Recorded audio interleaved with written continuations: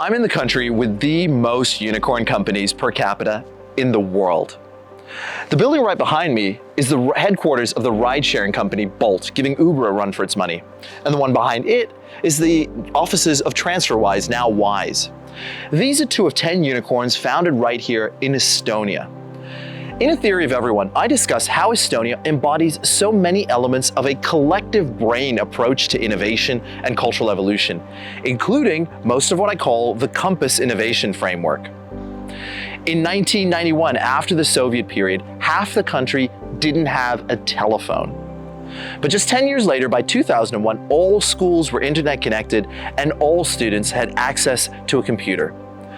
The OECD's PISA tests students around the world in mathematics, reading, and science. Estonia is now at the top of the PISA tables in all, outperforming the rest of Europe, the UK, the US, Canada, and Australia. Only a handful of East Asian countries surpass them. And they do it while spending less per pupil than the UK, US, Canada, and Australia, and far less than the OECD average. Estonia recognized that the future performance of their country depended on the future performance of their people. The Estonian policy success story is a blueprint for innovation that other countries, corporations, and people can learn from. In 1996, they founded the Tiger Leap Foundation, an independent foundation to revolutionize their education system and bring Estonia to the forefront of technology.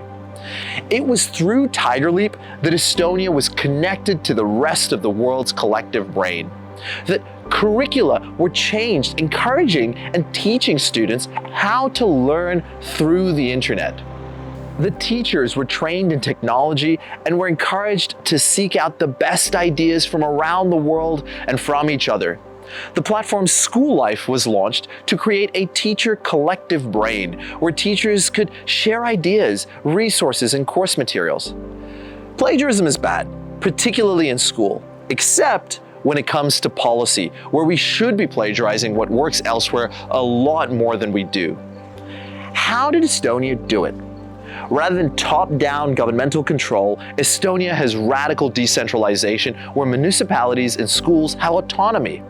Not unlike a startup city approach that I also talk about in my book. In Estonia, trust is placed in teachers' hands, but smart collaborations and sharing of best practices are facilitated, supported, and incentivized. It's a distributed solution to the paradox of diversity that helps Estonian educators actively seek out the best practices from around the country, other schools, communities, and municipalities, and from around the world, bubbling the best solutions to the top and sharing them widely.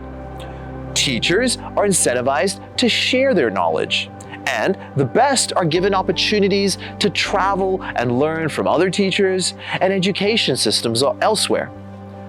When the first generation of Tiger Leap kids entered university, and then the public and private sector, Estonia was transformed forever.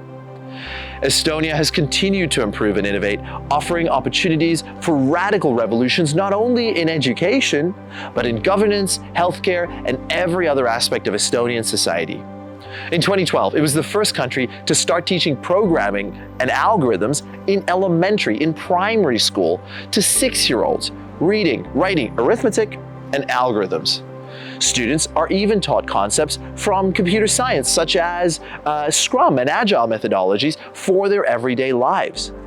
In 2013, it was the first country to implement a radical approach to math education, spearheaded by Conrad Wolfram, brother of prodigy mathematician and physicist Stephen Wolfram of Wolfram Alpha and Mathematica. As Conrad puts it, we currently learn mathematics in the order that it was invented. Start with the Greeks, learn Pythagoras' theorem for some reason, and then eventually algebra and calculus. But there's no reason to go through math in historical order. No reason that should be the most efficient or effective way to teach mathematics. Because math isn't about adding and subtracting or remembering rules for calculating partial derivatives. It's about thinking. It's about logic and reasoning, only sometimes with numbers. What does it mean, for example, to take a derivative? What does it mean to calculate an integral? When and why are these useful? Many Western education systems have let down students, particularly when it comes to math education, leading many to believe that either they're not good at it or that it's not useful. Today, Estonia recognizes that the rise of AI changes everything, that education itself needs another radical rethink. And so they're exploring new possibilities such as swapping homework and schoolwork. That is, students learn through online interactive material from the best teachers at home, and then they do their homework activities, the actual activity of learning by doing, at school, with teachers not as deliverers of material, but facilitators helping students learn how to learn and learn where they can find what they need online and how best to practice. In a world of computers on desks and smartphones in pockets, and soon AI agents facilitating thinking and learning everywhere, the most valuable skills are no longer memorizing reams of knowledge, historical facts, or scientific formula. The most valuable skills are learning where to find this knowledge and how to use it.